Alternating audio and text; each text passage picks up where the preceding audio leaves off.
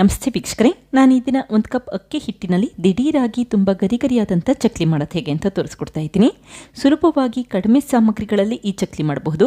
ಹಾಗೆ ಚಕ್ಲಿ ಫ್ರೈ ಮಾಡಲಿಕ್ಕೆ ಜಾಸ್ತಿ ಪ್ರಮಾಣದಲ್ಲಿ ಕೂಡ ಎಣ್ಣೆ ಉಪಯೋಗಿಸೋ ಅವಶ್ಯಕತೆ ಇಲ್ಲ. ಕಡಿಮೆ ಎಣ್ಣೆಯಲ್ಲೇ ಉಳಿದಿರುವಂಥ ಎಲ್ಲ ಚಕ್ಲಿಗಳನ್ನು ಫ್ರೈ ಮಾಡ್ಕೋಬಹುದು.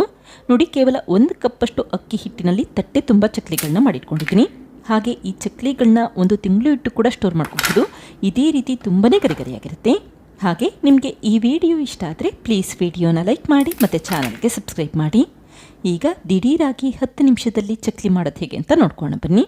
ಮೊದಲಿಗೆ ನಾನಿಲ್ಲಿ 3 ತೂತ ಇರುವಂಥ ಈ ಚಕ್ಲಿ ಪ್ಲೇಟ್ನ ಉಪಯೋಗಿಸ್ಕೊಂಡಿದ್ದೀನಿ. ನಂತರ ಈ ಚಕ್ಲಿ ಮಿಷನ್ಗೆ ಚೆನ್ನಾಗಿ ಎಣ್ಣೆ ಸ್ಪ್ರೆಡ್ ಮಾಡಿ ಇಟ್ಕೊಳ್ಳಿ.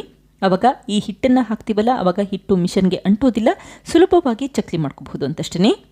ನಂತರ ಮತ್ತೊಂದು ತಟ್ಟೆಗೆ 1 ಕಪ್ಪಷ್ಟು ಅಕ್ಕಿ ಹಿಟ್ಟು ಹಾಕ್ಕೊಳ್ತಾ ಇದ್ದೀನಿ. ನೀವು ಅಕ್ಕಿ ಹಿಟ್ಟನ್ನು ಹುರಿಯೋದೇನೂ ಬೇಕಿಲ್ಲ, ಹಾಗೆ ಉಪಯೋಗಿಸ್ಕೊಳ್ಳಿ.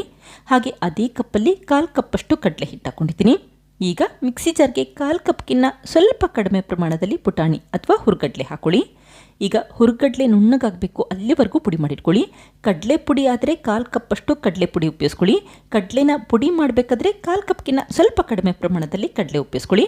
ಆವಾಗ ಪುಡಿ ಮಾಡಾದ್ಮೇಲೆ 1/4 ಕಪ್ಪಷ್ಟು ಕಡಲೆ ಪುಡಿ ಆಗುತ್ತೆ ಅಂತಷ್ಟೇ. ಈಗ ಈ ಮಿಶ್ರಣನ ಜರಡಿ ಮಾಡ್ಕೊಳ್ತಾ ಇದ್ದೀನಿ.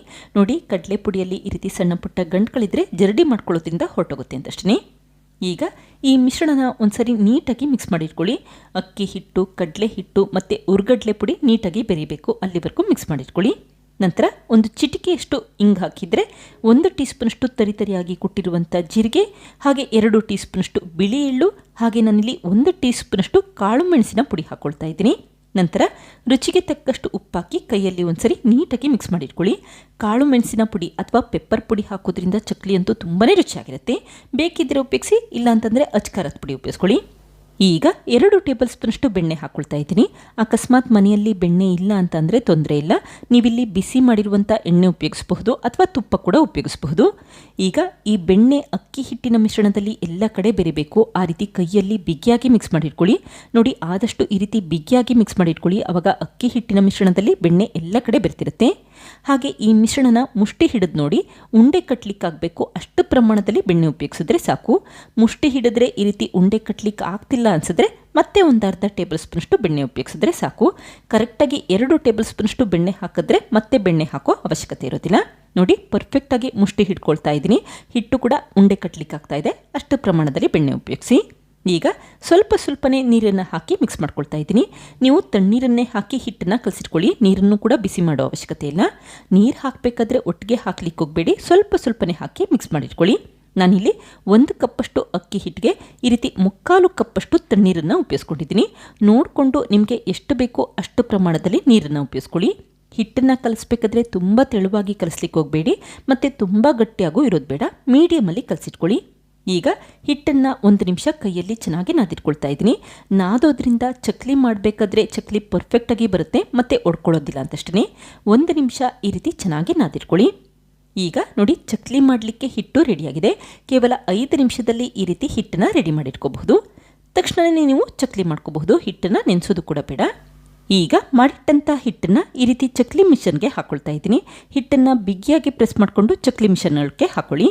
ನಂತರ ಲಿಡ್ ಕ್ಲೋಸ್ ಮಾಡ್ಕೊಳ್ತಾ ಇದ್ದೀನಿ. ಆದಷ್ಟು ಬಿಗಿಯಾಗಿ ಲಿಡ್ ಕ್ಲೋಸ್ ಮಾಡಿಟ್ಕೊಳ್ಳಿ. ಈಗ 1 ಪ್ಲೇಟ್ನ ಉಲ್ಟಾ ಮಾಡಿಕೊಂಡು ನಿಧಾನಕ್ಕೆ ಈ ರೀತಿ ಪ್ರೆಸ್ ಮಾಡ್ಕೊಳ್ತಾ ಇದ್ದೀನಿ.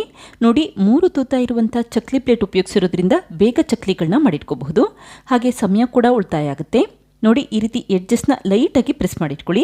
ಇದೇ ರೀತಿ ಮತ್ತೊಮ್ಮೆ ಚಕ್ಲಿ ಮಾಡೋದು ಹೇಗೆ ಅಂತ ತೋರಿಸ್ಕೊಡ್ತಾ ಇದ್ದೀನಿ. ನೀವು ಹಿಟ್ಟನ್ನು ಪರ್ಫೆಕ್ಟಾಗಿ ಮಾಡಿಟ್ಕೊಂಡ್ರೆ ಚಕ್ಲಿ ಮಾಡಬೇಕಾದ್ರೆ ಚಕ್ಲಿ ಒಡ್ಕೊಳ್ಳಲ್ಲ, ಪರ್ಫೆಕ್ಟಾಗಿ ಚಕ್ಲಿ ಕೂಡ ಮಾಡ್ಕೋಬಹುದು. ಈಗ ಎಡ್ಜಸ್ನ ಲೈಟಾಗಿ ಪ್ರೆಸ್ ಮಾಡಿಟ್ಕೊಂಡಿದ್ದೀನಿ. ಹಾಗೆ ಚಪಾತಿ ಅಥವಾ ದೋಸೆ ತೆಗಿಲಿಕ್ಕೆ ಅಂತ ಮನೆಯಲ್ಲಿ ಈ ರೀತಿ ಮಡ್ಚೆಕಾಯಿ ಅಥವಾ ಸ್ಪೂನ್ ಇಟ್ಟಿರ್ತಿರಲ್ಲ, ಆ ಸ್ಪೂನಲ್ಲಿ ಚಕ್ಲಿಗಳನ್ನ ತೆಗೆದಿಟ್ಕೊಂಡಿದ್ದೀನಿ. ಈಗ ಎಣ್ಣೆ ಬಿಸಿಯಾದ ನಂತರ ನಿಧಾನಕ್ಕೆ ಚಕ್ಲಿಗಳನ್ನ ಹಾಕೊಳ್ಳಿ. ಹಾಗೆ ಉರಿನ ಮೀಡಿಯಂ ಫ್ಲೇಮಲ್ಲಿ ಇಟ್ಕೊಂಡು 1/2 ನಿಮಿಷ ಆದ ನಂತರ ಇನ್ನೊಂದು ಸೈಡ್ ಟರ್ನ್ ಮಾಡಿಟ್ಕೊಂಡಿದ್ದೀನಿ. ನೋಡಿ, ಎಣ್ಣೆಯಲ್ಲಿ ಮೊದಲು ಈ ರೀತಿ ಸಣ್ಣ ಗುಳ್ಳೆಗಳಿರುತ್ತೆ.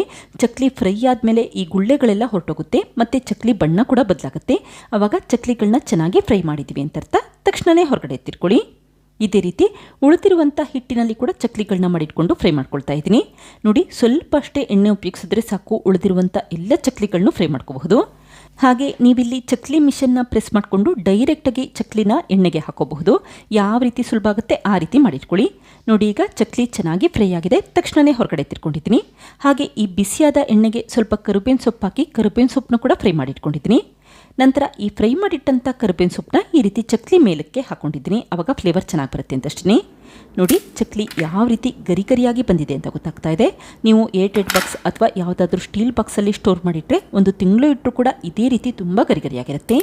ನೋಡಿದ್ರಲ್ಲ ಫ್ರೆಂಡ್ಸ್, ಎಷ್ಟು ಸುಲಭವಾಗಿ 1 ಕಪ್ ಅಕ್ಕಿ ಹಿಟ್ಟಿನಲ್ಲಿ ದಿಢೀರಾಗಿ 10 ನಿಮಿಷದಲ್ಲಿ ಗರಿ ಗರಿಯಾದಂಥ ಚಕ್ಲಿ ಯಾವ ರೀತಿ ಮಾಡಿದೆ ಅಂತ ಗೊತ್ತಾಯ್ತಲ್ವಾ? ನೀವು ಕೂಡ ಟ್ರೈ ಮಾಡಿ ನೋಡಿ, ಖಂಡಿತ ಮತ್ತೆ ಮಾಡ್ತೀರಾ. Thank you. ಲೈಕ್ ಮಾಡಿ ಮತ್ತು ಸಬ್ಸ್ಕ್ರೈಬ್ ಮಾಡಿ.